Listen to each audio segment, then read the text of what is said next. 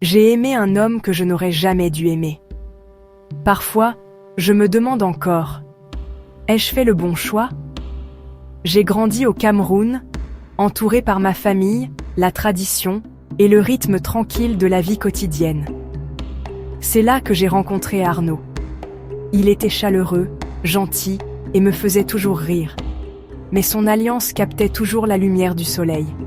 Il était marié, père, avec des histoires dont je ne ferais jamais partie. Pourtant, avec lui, je me sentais vue, vivante. Pour la première fois, j'ai compris ce que mes aînés voulaient en dire par « l'amour est un jeu dangereux ». Nous gardions nos moments cachés, des déjeuners dans des parcs discrets, des messages secrets tard dans la nuit. Ça semblait mal, et pourtant, c'était la chose la plus naturelle au monde. Mais ensuite, la réalité m'a frappé de plein fouet. Je ne pouvais plus faire semblant. J'ai refusé d'être l'ombre dans son histoire, le secret dont personne ne parlait jamais. Alors, j'y ai mis fin. Je me suis dit que j'étais forte, que je pouvais passer à autre chose. 2 ans plus tard, j'étais loin de chez moi, en train de construire une nouvelle vie dans une ville européenne.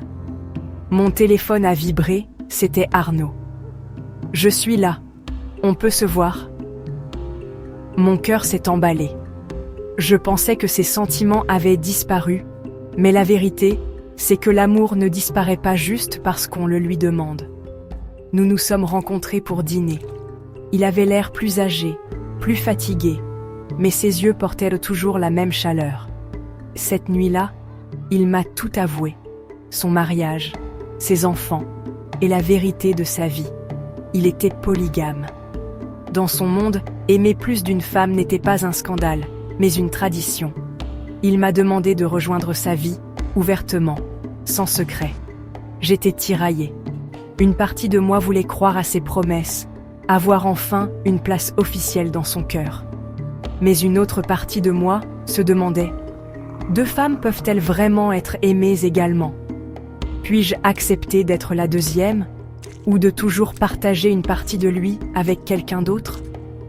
Alors je me suis assise, lisant sa lettre, ressentant à la fois l'espoir et le doute.